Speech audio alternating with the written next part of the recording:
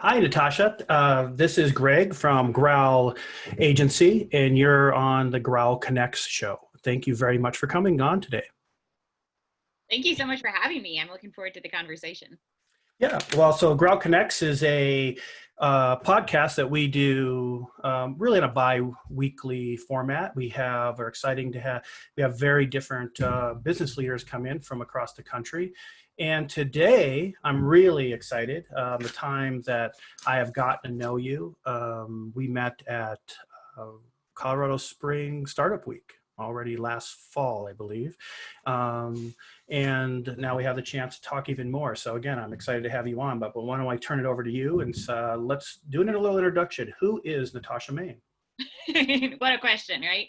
Well, Yeah. thank you so much again for having me and for putting these sessions on. I think that's absolutely fantastic. And so once again, my name is Natash Main. I'm the Executive Director of Exponential Impact. We're a startup accelerator and incubator based in Colorado Springs, and really focused on driving economic development by supporting entrepreneurs. I've really fallen in love throughout my career at this intersection between placemaking, economic development, and community building. So how do we all come together, feel a sense of inclusion, and then drive for positive progress? Yeah, we'll be talking about all of that too. I know I've been learning more and more about placemaking over the past few years, and as we work with different economic development agencies and different communities across the country, and I really enjoyed the conversations and hearing all the things that you're seeing out there and what's happening. So why don't we jump in? We have a few questions. We'll kind of get moving on. None of us know what the future is going to look like, and I'm sure with your organization, the companies that you work with, you're seeing companies adapt. We've said adapt to the new economy. We've seen pivot is that word. I mean, we've never really understood it before this happened, and now we're trying to really figure it out as companies are redoing their business plans or pivoting to something new. So we'll kind of what are you starting to see out there within that in certain companies? What does that mean? Are you seeing companies starting to adapt to this, or I mean, it's really been a crazy 90 days. It really has been. It really has been. And every company is getting affected differently.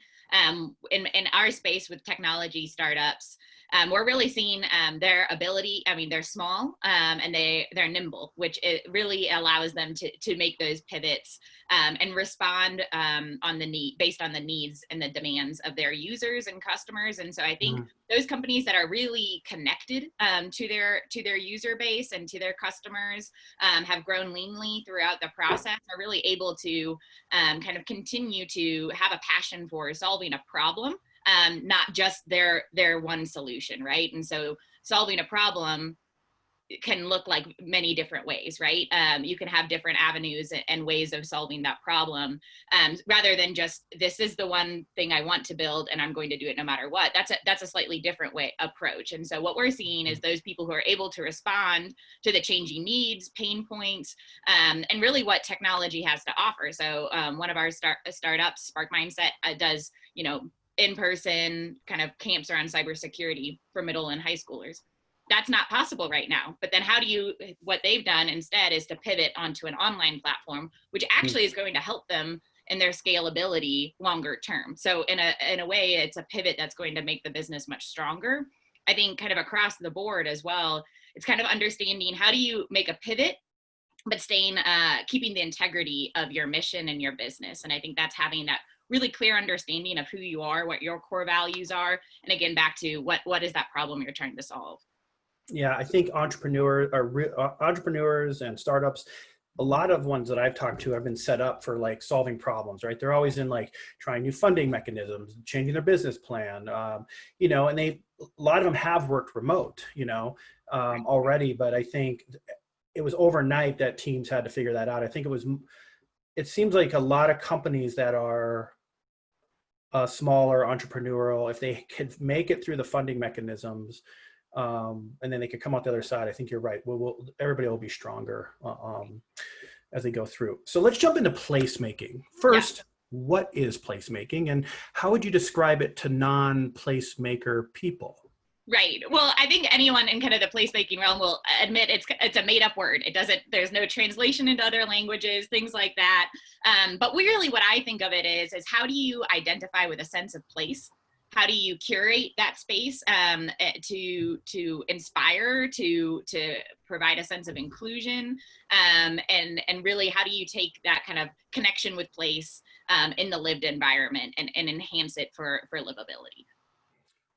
All right. So a place could be a downtown, Right. right? Or it could be a main street, or it could be as simple as a block within a Right. Or it could community. even be an alley within that, right? That's been Right. abandoned. And then you throw up a really cool architectural sculpture that transforms it into a forgotten, unlooked place to one that you want to be in. Yeah, so in Grand Junction, I know they're in downtown, they're activating these alleyways. Yeah. They're taking parking lots and they're going to turn them into meeting places where you can have bands and food trucks and, all those kind of things, which is probably perfect for social distancing. So tell me a little bit, what are you seeing in placemaking is in Colorado Springs, and what excites you around this? I think it's a huge way for economic development. And also I think placemaking ties well into storytelling, right? Because people want to come and then see that place, whether it's art or, what I think it draws people in, Absolutely. And so it gives you a sense of identity too, right? And how just like, humans put on clothes and fashion and really express their own identity that way. I feel that's the same way around placemaking. Who are you? How do you present yourselves? And how do you invite people in? I think it also allows like sparks of creativity and playfulness. We like to be pleasantly surprised by something we didn't expect, whether that's a sculpture or a place to sit down. I had the pleasure of going to a conference put on by the Project for Public Spaces around placemaking. There's a placemaking week in Chattanooga, and it was a global conference. So getting to hear people from Brazil talking about how they're activating their parking lots to what Chattanooga did to turn their identity around from really dirty air to now it's kind of an outdoor beacon of a community as well. And so it's all those kind of intentional planning. And I think when it comes down to economic development as well, we're looking at how do we build on top of what exists, right? And take what's good, and it's really an asset kind of approach to development. What do you already have in your community, and how do you enhance it and celebrate it in different ways? And I think art is a great way to do that. it is. And I'm involved in the creative district for Grand Junction, and that's been a fascinating process. And I've gone to a couple conferences and surrounded by people about placemaking and how it can really change communities and areas within that community kind of overnight, right? Take certain blighted sections and create art walks or creative walks that it's educational for kids and music and tech. It wasn't, I always thought maybe it was really focused on people that were like sculptures, but it's also tech solutions or bike paths, or it really can be many different things. So that's fascinating. So, and it's really about kind of that connection to place, right? And that starts, and then you build community through that connection, that shared connection. And then everything else kind of spurs from there for sure. Yeah, we're proud about the place that we work and live in. So exactly. I totally agree with that. Okay, so let's dive into one of the things, because you mentioned, and I think placemaking follows that, about funding and mentoring. I really want to talk about mentoring, because I know that you have, it's a big thing you're doing in your organization. As I gotten older, I've been mentors other people, but I also look for mentors. We created a founders group that we meet actually every Friday virtually with different people to kind of hold each other accountable, to run our problems across from each other. Things like on our world, we're looking at like finances, cash flow analysis. We're also looking at employee handbooks, and but it's, again, we're sharing those ideas. But so tell me what you're seeing in the world of mentoring. And I know you had a call out to people to say, hey, we're looking for mentors, so what's going on? I mean, it's a big word, right? A lot of people think like, I have a senior person and I'm a young person. It's not really like that anymore. No, it really isn't. And we've really adapted this term, a friend of ours, Yemi Mobilati with the city uses, which is friend tour. It's really this kind of peer-to-peer relationship. And to your point, Greg, it's about kind of that shared accountability. How do you talk? And it's I think through relationship, we find an additional sense of belonging and purpose, right? And so building those relationships either across difference or across kind of, different points of interest as well, Mm-hmm. are really powerful when you're taking a holistic approach to your life and to for us at Exponential Impact to development of companies and their founders, right? And so it's a holistic approach to, yes, we absolutely want to talk about those business tools that you need, but also the best way we can learn is through experience, and sharing those experiences with others really enhances our ability to kind of understand our landscape and context and build relationship and understand all of these components, right? Like, how do I take care of my family while building a startup? Those are kind of intention. And so mentorship addresses that, but then also what's the best kind of sales technique to go through that. And I think you're absolutely right. When we hear mentorship, it feels very formal. And how do you kind of engage if you don't have a mentor right now? How do you even start to kind of engage in that sense? But really, I think it is about that kind of, how do you have a friend, someone in your connection, in your network that you can connect with and start to learn with one another and hold each other accountable. And I think it's really those conversations at the idea level that really make a mentorship relationship. Yeah, and I think what I've looked at over the years is, because there's things that when you start a business, you just don't. There's so many things you don't know. I didn't go to business school or finance, which I had more that knowledge, but really, Mara had that grind and hustle mentality, right? I went to school for engineering, but I know I could get out and meet people and find that they had a need. I would have a service or product. And then you grow and you get larger, and then it gets more complicated. So one of the things we looked at was having instead of like a one-on-one mentor coach, which I've done those, is we have an advisory board now. And I think that kind of helped guide us. And in that way we can bring that to that team and say, hey, we're struggling with this, or here's our quarterly, we're down, or here's our mix of clients, or, also it's kind of helped us have like a brainstorming, right, a session. Cause I think it kind of goes on our next topic, which is, talking about health and wellness, right? And I think that because if you don't have that someone to talk to as a business owner, business leader, startup manager, it's really a struggle, because a lot of times you don't have anybody, right? Man or woman, Right. As a man, I know I'll just be like, everything's fine, everything's great, and then I don't sleep very well. You know what I mean? And that so. Your organization you started was these. Is it every Monday you have, you do something, you kind of Yeah. help people, and I don't want to give it away. I just want to make sure. So tell me about it, and why is it, what are you doing, and how do you see it helping people? Absolutely. So kind of when Exponential Impact started, one of our co-founders, Betsy Brown, is a positive psychologist as well. And we really, it was all founded on this premise. How do we provide that holistic training, character development, leadership development, but then taking care of individuals too. And understanding as well, entrepreneurship is very lonely, right?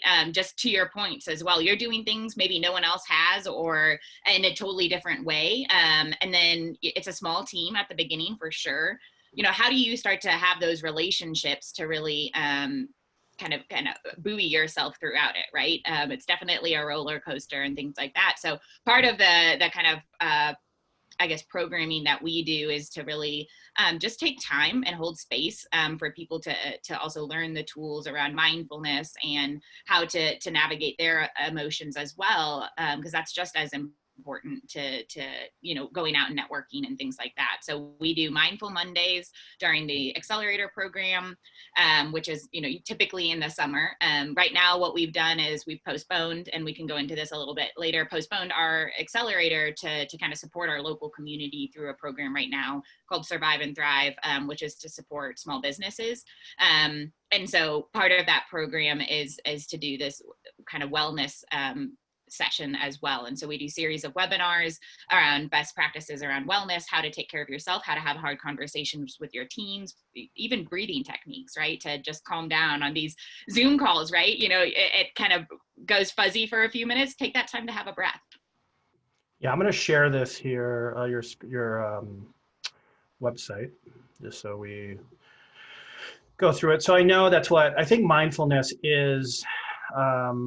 Before this, I think a lot of people thought it was kind of fuzzy, but I mean, I have been meditating for a long time, using apps like Headspace or Calm or things like that. And I think it actually has helped me where I can, like, even before this call, I can breathe and take, 30 seconds, and I can,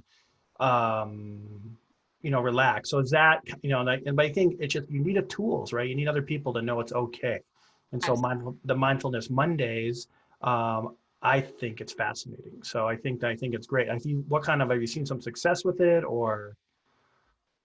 I think it's always, you get out what you put in, right? So, and what we've seen is that our entrepreneurs are very receptive to that programming, want to go deeper on their own, right? So whether that's reading a book and reflecting on that, taking those practices to their teams, and starting, their weekly staff meetings with a breathing exercise or something like that. It's really, how do you kind of allow, especially in startups, right, and entrepreneurship, you're building so quickly, everything is coming at you, it's all new. How do you take a moment just to pause and stay healthy yourself, and make sure that you are well, so that you can build a good company that's sustainable?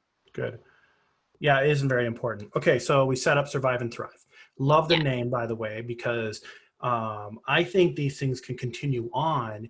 Like, how do we, and this is really what this topic is around, is like, how do we grow our business in a crisis, right? Or in a downturn? I mean, we were always kind of planning that there might be a downturn coming at end of this year, next year. You read the news too much, no one really knows. So, and I think it allows us to keep adapting, right? And I think we're going to be stronger. I think I feel like our company is much stronger today than it was 3 months ago. I mean, and I think we had some processes in place for it. So let's talk. What is Survive and Thrive, and how are companies using it, and where do you see it going? Absolutely. So I guess it kind of starts back to exponential impact really existing to drive economic development in our community, and really in Southern Colorado. So then when we realized that the COVID-19 situation is having a really negative impact on our local economy, and it's lasting longer than originally anticipated, and that we knew that there was going to be federal resources coming down the way, but that month maybe between where we were when we started having these conversations and when the PPP came out and all of those, that month was really critical, and people were hurting kind of immediately on that. So then we postponed our summer accelerator, and with that program, managing a fund, and pairing financial resources with mentorship, that holistic programming is really kind of our core competency, right? And so we stood up in a community and collaborative fashion with the Lane Foundation and the Pikes Peak Community Foundation, stood up a $2.3 million fund to offer low to no interest loans to our small business community. With that, every loan recipient is paired with an individual mentor or friend-tor, to use the term. What was that? A friend-tor? A friend-tor, a friend who's a mentor. Yeah. Okay, I like it. Yep, exactly. And so they're paired with that. And then we have, a series of webinars and kind of resources as well, that we put on every week to the whole community. So regardless of your application status, you're invited to those. But really, how do we, and to your point with the name, that we're Vance Brown, my board chair, he was really thinking, how do we, yes, the financial resources are to survive this moment, but then the relationships that are built through the mentoring program are how we're going to thrive as a community afterwards. And I think always going into, as you're thinking about addressing a crisis and what that relief effort looks like, going into it with how is our community going to look better at the end of this, I think it really sets you up for achieving greater things. Yeah, I really, I like this friend-tor piece you're talking about, because I think that's really, it's hard.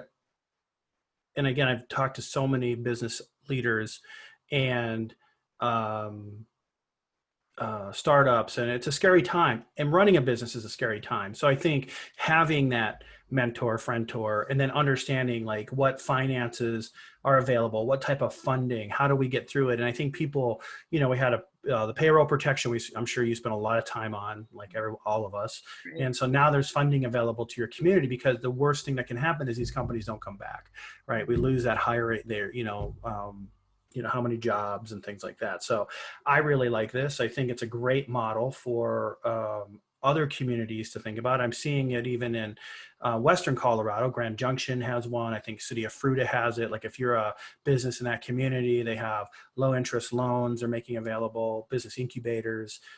So I think this is great. So I have it on here so people can take a look at it, and we'll post this link as well when we go through. So you're seeing, how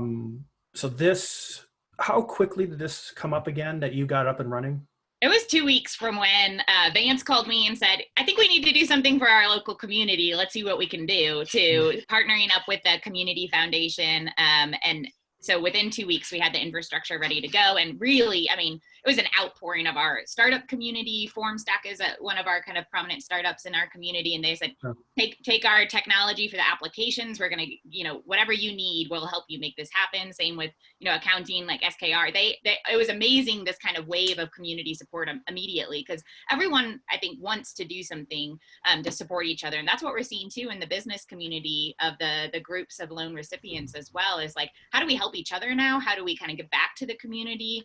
And that's been really inspiring as a part of this program. Great. Well, congrats on that. And it's been, I know, I'm sure so many people are thankful that there's resources, help, people to talk to. So as we start to think, we'll start looking at closing out the time, but I think one thing that's interesting is, and I'm going to have this, I want to have another talk about this, but we talk about rural renaissance, right? And these are words again, these are things that they're not really made up words, but we weren't really talking about them maybe as much before. And especially now, we're starting to see people and companies leaving these bigger cities, and we're starting to see it coming to the Western Slope. And I talked to other communities across the country. I think of like around the Salt Lake area, they're expanding out in these other more, let's say, rural communities. What are you seeing around that? I'm calling it the rural renaissance. I think maybe you coined it. I might have heard or read about it with you, but what are your thoughts around that? No, I think, multiple pieces, right?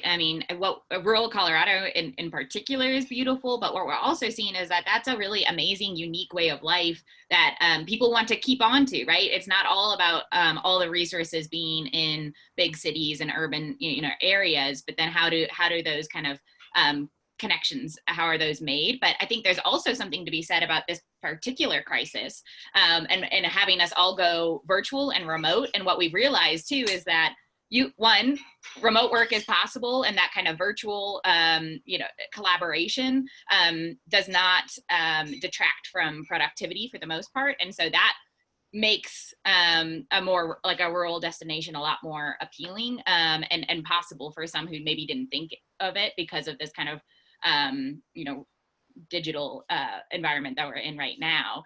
But yeah, absolutely. I think we're seeing traffic over there. I think we're seeing resources. We're seeing amazing innovation and community spirit. And that's what, I think everyone wants for sure.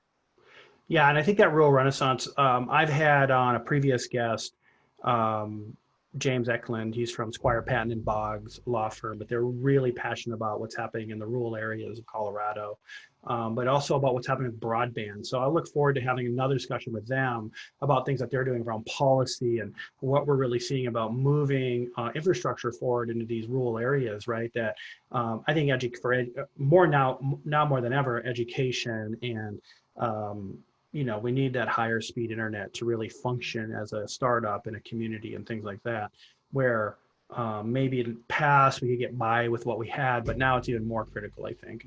So we'll have a kind of a rural renaissance GROWL Connex here coming up in the future, and I'll let you know about that one. And we might I'll have you back on as a guest too, to kind of help guide that conversation.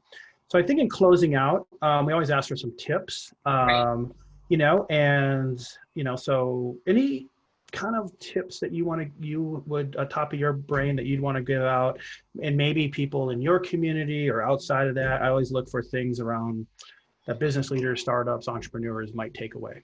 Absolutely. Well, I mean, maybe it's even kind of recapping the subjects we touched on today, but Sure. really, reach out when you need some support. Access the resources available around mindfulness. Try something new. You can kind of build on those, right? Maybe it's just like a 30-second meditation you do one day, and then you have a cup of tea, or those Yeah. little things you can build. But kind of take that to heart and build that into your practice on your structure of your day. And then I would say, find your friend or be one for someone else, and just reach out and set up a 30-minute call every week and see what happens there. And then I would say, kind of going back to the very beginning, if you're lost on how to pivot, go back to the problem that you set out to solve, whether that was a resource gap that existed, or that you knew you could be best in this one area because you know that your customer is, there's a pain point there. Go back to that main problem and just look at where your customer or your user is right now, and see how to evolve your solution based on that. I like that one, because I think we all started a business based on solving maybe a niche need or something, and then it kind of expanded from there. Something I always learned was, is your expertise a mile wide and an inch deep, or a mile deep and an inch wide? And over time, it kind of spreads out, right? And we bring in different services and things like that. And then when crisis happens, we're not as much an expert in that one area that we start our business in. So I think that's pretty interesting. Okay, so closing out, anything that you need from the GROWL Connex community? Is there an ask or around EI, or what kind of things are happening that maybe you're looking for support or help, or you want people to know about? We can send them there. We can ask for something. What is that? Well, I would say we always are looking for additional mentors, whether you're on the tech side and want to support with the accelerator, or if you're interested in participating as a virtual mentor through the Survive and Thrive, we would love to have you. And if any of this resonates, please reach out. And then in turn, we'd love to offer, the webinars that we've been putting on. Just you're welcome to sign up and join them too. So thank you so much for kind of connecting the community right now as well, Greg. This is great. Yeah, and we'll put that information out to everybody, and making sure they get connected to your webinars. And so people can be a friend-tor, even if they're not located in Colorado Springs, if they're within in a business and stuff like that. Absolutely. Yeah. And what we're looking again is, how do we build connections and relationships? And if you can be there for someone, or if you want to be a subject matter expert and host a webinar, then that's a opportunity as well. And that's less of a time commitment too. But we have people from all over the country now, which is great to see. Good. Well, we're at the end of our time, and I don't want to keep you any longer either. I do appreciate everything and the time that you took with us today, and all the tips that you had. I look forward to our next conversation. Thank you again for being on GROWL Connex.